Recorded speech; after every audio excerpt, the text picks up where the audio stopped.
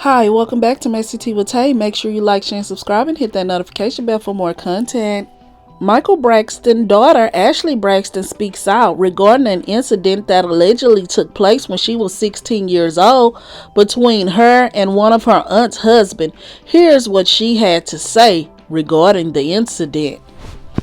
Okay, so I want to tell a story today, and that story is about how one of my aunts and my family do not talk to me because they think that I, at the age of 16, did something with her partner at the time. And I have been a nervous wreck to talk about something like this and to tell this story. A, because of my family, A, because I don't want people, it's not to hurt people to tell my story. But at the same time, I've been working through this so much in therapy, and this is something that goes way deep to my core in terms of worthiness and how I feel about myself.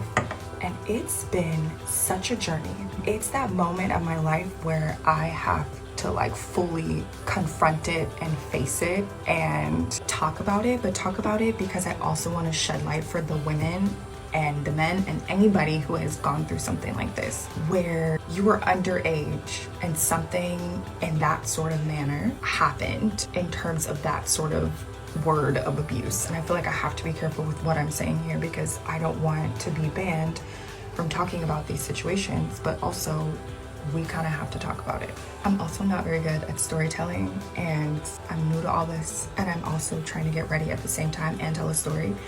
And I feel like the story is quite complicated and detailed, so bear with me here. But yeah, so one of my aunts does not talk to me because I guess she felt like I did something with her partner at that time, and nothing happened, but I'm gonna try to tell the story quickly and also not name any names. And so I was with this aunt for the summer with my sister, and I can't remember how much time had passed since we were there in the summer for a little bit of time to when we got home. And when I think it was my stepmother was going through my phone and she found this sort of conversation. And she showed it to my dad, and my dad called that aunt and we spoke about it and we talked about it a little bit. And I remember just a lot of emotions, just a lot going on. I was 16 at the time and I'm 32 now. I had to think about it. I'm 32 now. And so, oh my God, it's been 16 years. This is wild. Anyway, okay. So yeah, my aunt was there for me. She was very kind and very nice and was like, I'm so sorry that this happened to you, blah. And not blah, but she was very kind and it just felt safe, But then as the years have gone by, that mood and that assumption that I didn't do anything because I was a child was not that assumption anymore. And it boggles my mind because it was wait, but if it happened or if it was true, then that would make him, and you're okay with that?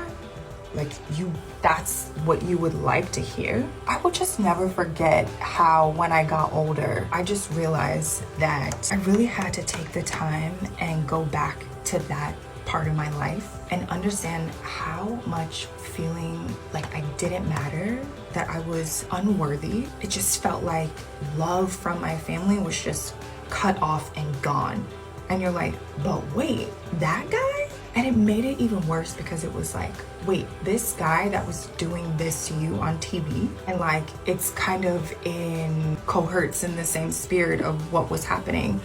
Not in the same cohorts, in the same spirit, but it's so painful. And I know that the ladies, the men, everybody who has experienced this sort of feeling when your family doesn't believe you, or when you're at an age where you shouldn't have been put in that situation to have to navigate it. And however you navigate it was however you navigated it.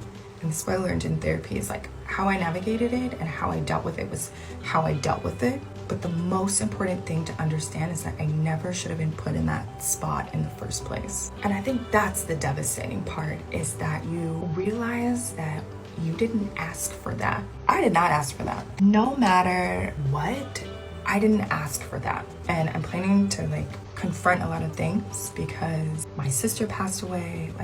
I fled the country because I was needing to save my own self and my own life.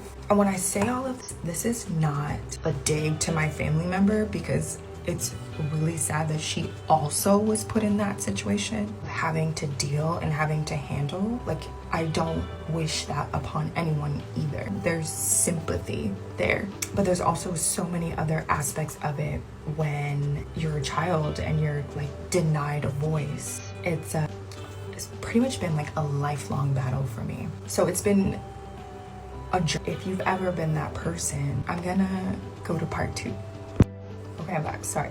Okay, so this is part 2 of my aunt doesn't talk to me because she thinks that I did something with her partner. And if you watched part 1, you could probably understand what's happening.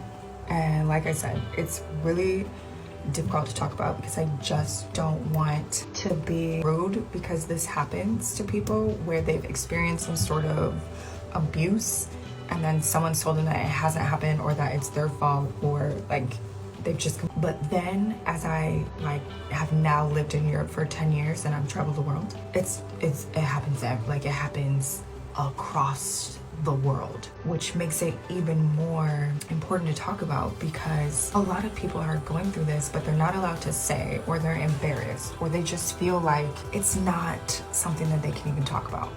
So for me it was difficult because I realized that my aunt was starting to feel this way, that I initiated, or that it was not like I'm a part of the problem to blame. And I was saying before that I never should have been put in that situation as a kid at all, ever, especially when there's an adult involved. And so I essentially left the US in 2014 and I went to Paris, and I was there for about 4, almost 5 years. And I'm so irritated at myself because I left right before I was supposed to get my citizenship there. But anyway, and now I'm here in Barcelona, Spain. And I've been in Europe for almost like 9 years now. And this subject has just come up for me and my therapy. And I'm addressing it and I'm talking about it and I'm shedding light on it and I'm shedding awareness on it. And I just want to encourage other people, share your story and to find love and to find self-love for yourself and for everyone else involved, and just know and understand that it's not your fault. And I know that you did not ask life to give you this. Okay, so I want to tell a story today, and that story is about how one of my aunts. So yes, guys, go ahead and drop some comments for me down below, letting me know your thoughts on all of this, and which one of the Braxton sisters do you think husband is the one that did this? Guys, I'm hearing that it was Trina Braxton, late husband Gabe, because people were saying that Ashley Braxton was liking comments when people would state it was actually Trina, that she had the falling out with her due to this incident. And guys, what do you think about Trina staying with Gabe so many years later after this alleged incident took place? And do you guys think that any of the sisters will step up and address this accusation publicly?